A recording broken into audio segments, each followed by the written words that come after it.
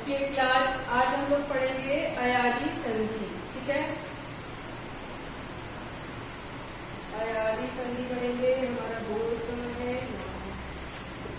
आपको स्क्रीन दिख रहा है? क्लास आपको स्क्रीन दिख रही है?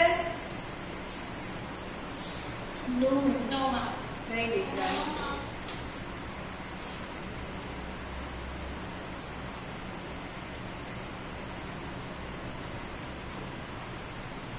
अब दिख रहा है? यस व्हाइट बोर्ड दिख रहा है ना?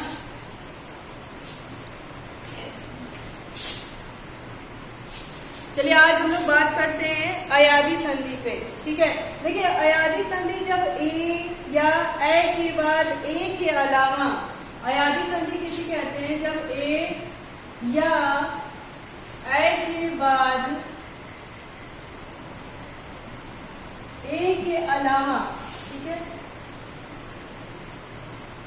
ए के अलावा जब कोई अन्य स्वर आए, जब कोई अन्य स्वर आए तो ए का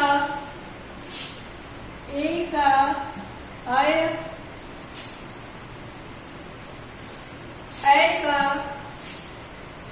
आय और, ठीक है, जब ए के या ए के बाद ए स्वर के अलावा जब कोई अन्य स्वर आता है तो ए का ए और आय का ए हो जाता है, ए का आय हो जाता है और ए का क्या हो जाता है? आय हो जाता है। ठीक है, आय और आय। ठीक है, अयादी संधि को पहचानने के लिए सबसे आसान ट्रिक होता है कि जिस शब्दों का हम उच्चारण करें, जिन शब्दों को बोले, उसमें अय, आय, अव और आव का उच्चारण हो, तो उसे हमें समझ लेना चाहिए कि ये क्या है? हमारा अयादी स्वर संधि है। आया समझ में? आया समझ में? आ रहा है समझ में? यस क्यों आपको आवाज नहीं आ रही? क्या बहुत स्लो बोल रहे हो? यस आवाज नहीं आ रही है? फिर पढ़ने का मन नहीं है आज? आ रही आवाज। ओके। देखिए अभी तो हमने जाना कि जब ए के बाद या ए के बाद ए और ए के अलावा कोई अन्य स्वर आता है तो ए का आय हो जाता है और ए का आय हो जाता है। दूसरा क्या है? जब ओ और औ के बाद, दूसरा क्या है? जब ओ या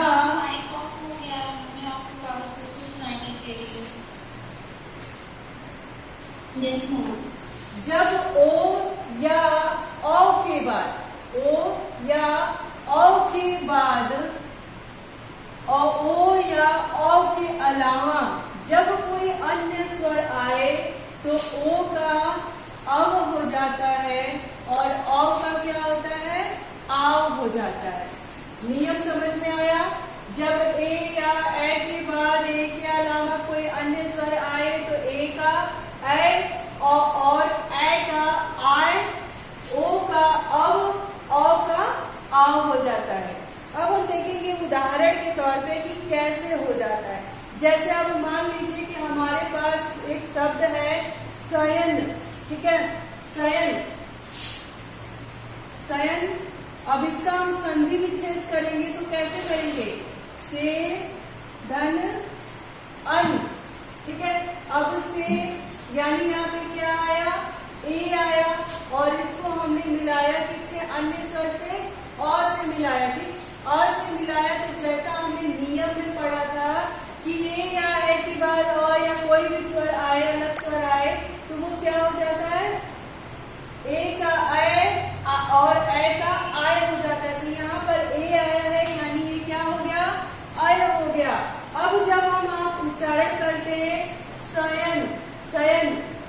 गायन, तो क्या हुआ, अय की बात हुई, अय आया।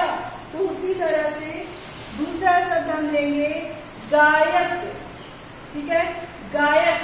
गायक हमारा शब्द है और उसका संधि विच्छेद करेंगे तो क्या करेंगे, गैदन अक, ठीक। अब ये हमारा क्या हो गया, ए हो गया, और ये क्या हुआ, अ हो गया। ए के साथ अ मिला है तो क्या हो गया, आय की बात कर रहा है, तो गैदन अक मतलब गायक, गायक। आया समझ में, आया समझ में? कुछ पूछना है। हाँ पूछिए। मान लो जो जैसे अब आप आए जो परिवर्तित जिसमें हो रहा है, हाँ। उसमें जो ये वर्ब है, हाँ। इसमें अलग से बनाना, ये पूरा नहीं लिखा जाएगा। पूरा नहीं लिखा जैसे है? आई लिखते हैं, हाँ हाँ आई और य, तो हाँ। य जो रहेगा वो आगे रहेगा ना, नहीं तभी तो दूसरा वाला स्वर लगेगा उसमें। नहीं। अब जैसे हमारे पास सयन मैंने उदाहरण दिया ना, स य न, ये क्या है, स य न, लेकिन नियम के अनुसार जब हम इसका संधि विच्छेद करेंगे तो ये आ जाएगा से धन अन, ठीक। क्यों, क्योंकि हमने नियम में उसके पहले पढ़ा था कि जब अ के साथ य आए, अ के साथ जब य आए तो किसमें बदल जाएगा, ए में बदल जाएगा, पढ़ा था ना।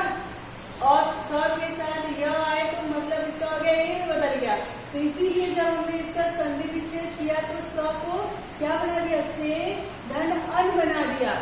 अब इसको से बना दिया, इसका मतलब कि ये ए हो गया और ये क्या हो गया, अ हो गया। तो संधि विच्छेद करते समय हम इसमें इसका नहीं करेंगे, पर जब हम इसका अगर वर्ण विच्छेद करते और इस तरह से जब करके आता करते तब उसमें हम हलंत लगाते, पर तुम इसका संधि विच्छेद कर रहे हैं। और इसके पहले वाले नियम में भी जब हम पढ़े थे कि कैसे से य आए तो ए बन जाता है, तो हमने पढ़ा था अ के साथ अगर ए आए तो ये बन जाता है, इसलिए ये ए हो गया और ये अ मिल गया। और अयादी स्वर संधि में हमने पढ़ा है कि ए के बाद यदि अ आता है तो क्या बन जाता है, अय बन जाता है, इसलिए सधन अयन। हाँ मैं ये पूछ रही हूँ कि जैसे यहाँ पे ए प्लस अ लिखा हुआ है और अय बना, हाँ अब हाँ जो ए है वो अय में बदला, तो अ जो है वो उसमें मिला हुआ है ना अय में, अय में ना, यस मैम। लास्ट में य जो होगा वो आधा लिखा जाएगा और उसमें जब अ मिलेगा तभी मैं पूरा तो बनेगा। जब अगर आप आधा लिखोगे तो संयन हो जाएगा ना, वो संयन कहाँ हो जाएगा, जब आधा लिखोगे तो वो संयन हो जाएगा। और यहाँ पे हम वर्ण विच्छेद नहीं कर रहे हैं, है ना, संधि विच्छेद कर रहे हैं, इसमें से शब्दों और वर्णों को मिला रहे हैं पर शब्दों को अलग कर रहे हैं।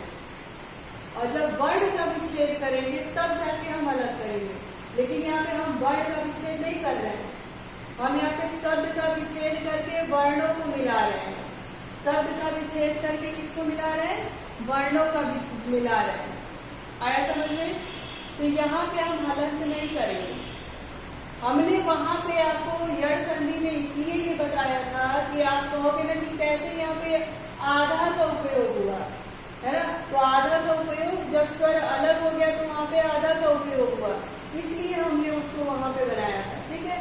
और जब वर्ण विच्छेद करते हैं और स्वर को जब अलग करके करना होता है तब हम उसको वहां पे हलन का उपयोग करते हैं। लेकिन इसके पहले जब आधा य आधा स आधा उसकी बात हो रही थी तो आपने कहा कि मैम ये कैसे आया, तब हमने आपको बताया कि जब हमने इसको यहाँ से अलग कर दिया तो इसका प्रयोग यहाँ पर हमने आगे में किया, ठीक है।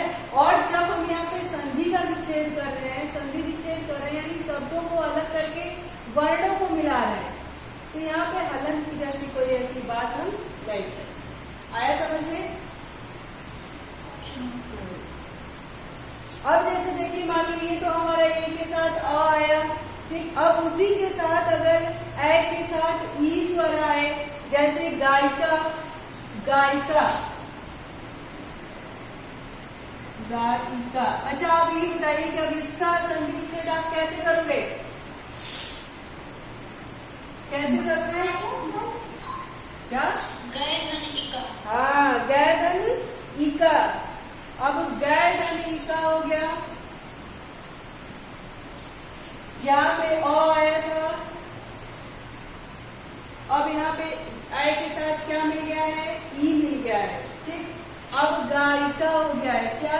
गायिका हो गया। इसके पहले भी हमने बताया था कि जब भी यहाँ पे जो बदल जाए, स्वर में जो आ जाए, उसके मात्रा का प्रयोग हम वहां पर करेंगे।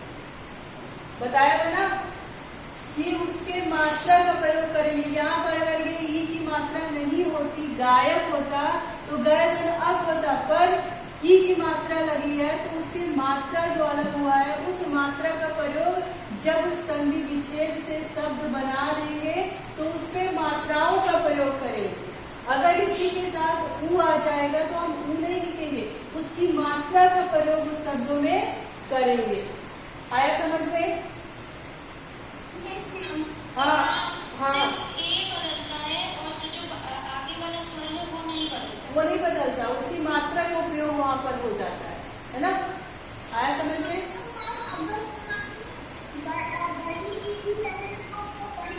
हाँ, अगर बड़ी ई है तो बड़ी ई की मात्रा लगेगा, छोटी ई है तो छोटी ई की मात्रा लगेगा। तो उस मात्रा को हम यहाँ पर देख लेंगे कि कौन सी मात्रा का प्रयोग हुआ है। अगर छोटी ई की मात्रा है तो यहाँ पे छोटी ई लिखेंगे, बड़ी ई की मात्रा है तो यहाँ पे बड़ी ई लिखेंगे, और उसी मात्रा का प्रयोग वहां पर करेंगे जब शब्दों को बनाएंगे तब। ठीक है। अब अगर कहीं पे ए के साथ ऊ आता है तो वहां पे देखेंगे कि उस शब्द में छोटा ऊ लगा है या बड़ा ऊ लगा है। यदि छोटा ऊ लगा है तो वहां पर हम छोटा ऊ लिखेंगे, बड़ा ऊ लगा है तो वहां पर बड़ा ऊ लिखेंगे। तो इसका ध्यान रखना पड़ेगा हमें। ठीक है। कैसे हमको पता चलेगा कि यहाँ पे कौन सी मात्रा है? आया समझ में? आया समझ में? हाँ। अब जैसे हमारे पास एक शब्द आ गया आपका नाविक, औ और ई मिल के आवी हो गया। औ के बाद ई आया है तो ई की मात्रा लग जाएगी। जैसे हमने बताया था ओ या औ के बाद यदि अ आए या कोई अन्य स्वर आए, यदि अ आता है तो ओ का अव हो जाता है, और आ आता है तो क्या होता है? अ आता है। औ के बाद अगर अ आता है तो क्या होता है? आव हो जाता है। लेकिन यदि ओ के साथ ई आता है तो अभी हो जाएगा, अभी, है ना? अ और वह पे छोटी की मात्रा। यदि ओ के साथ अ के साथ ई आता है तो क्या हो जाएगा? आवी हो जाएगा, छोटा ई की मात्रा, है ना? यदि अ के साथ बड़ी ई आता है तो आवी हो जाएगा, बड़ी ई की मात्रा। तो इस पे आपको ध्यान रखना पड़ेगा। आया समझ में? आया समझ में? जैसे अगर हमारे पास एक शब्द है भावुक।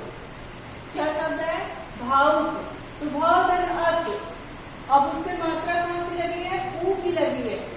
कौन सी ऊ की लगी है? छोटे ऊ की लगी है ना? तो जब वर्णों को अलग करेंगे तो वहां पे क्या करेंगे? छोटा ऊ लिखेंगे, और वो क्या हो जाएगा? आऊ हो जाएगा। आवी न आवी ई लगाएंगे तो आवी हो जाएगा, ऊ आया तो आऊ हो जाएगा। आया समझ में?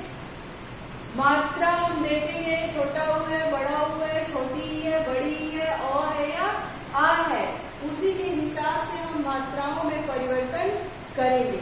तो संधि विच्छेद करते समय हमें यह ध्यान रखना होगा कि शब्दों में किन मात्रा का प्रयोग हुआ है, उस हिसाब से हम वर्णों का मेल कराएंगे और उसके बाद से बताएंगे कि ये कौन सी संधि है।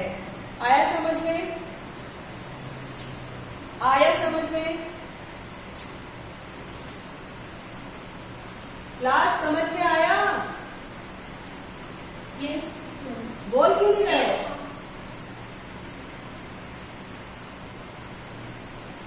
अविनाश, अविनाश, समीर रावत,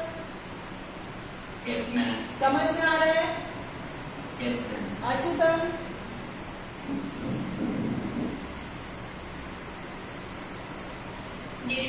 ओके। कशिश,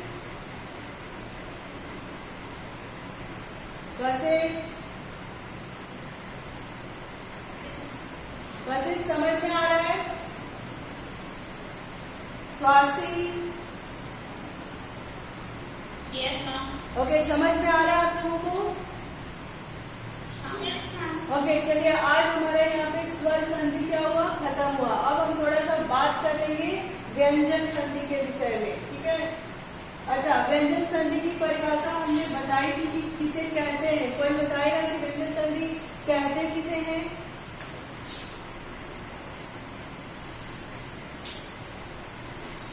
मैम मैं बताऊँ, हाँ बताइए। जब किसी व्यंजन का व्यंजन से अथवा किसी व्यंजन का स्वर से अथवा किसी स्वर का व्यंजन से मेल होता है तब उसे व्यंजन संधि कहते हैं। हाँ, ठीक है। जब व्यंजन का स्वर से, स्वर का व्यंजन से या व्यंजन का व्यंजन से जब मेल होता है तो वहां पर क्या होता है, व्यंजन संधि होती है, ठीक है। अ के साथ ये स्वर हो गया, ये व्यंजन हो गया। क के साथ अ, ये व्यंजन हो गया और ये स्वर हो गया, ठीक। उसके बाद अगर हम मान लीजिए लिख दें त, व्यंजन और व्यंजन का मेल हो गया, यानी कहीं भी किसी भी सूरत में स्वर का व्यंजन से मेल, व्यंजन का स्वर से मेल, व्यंजन का व्यंजन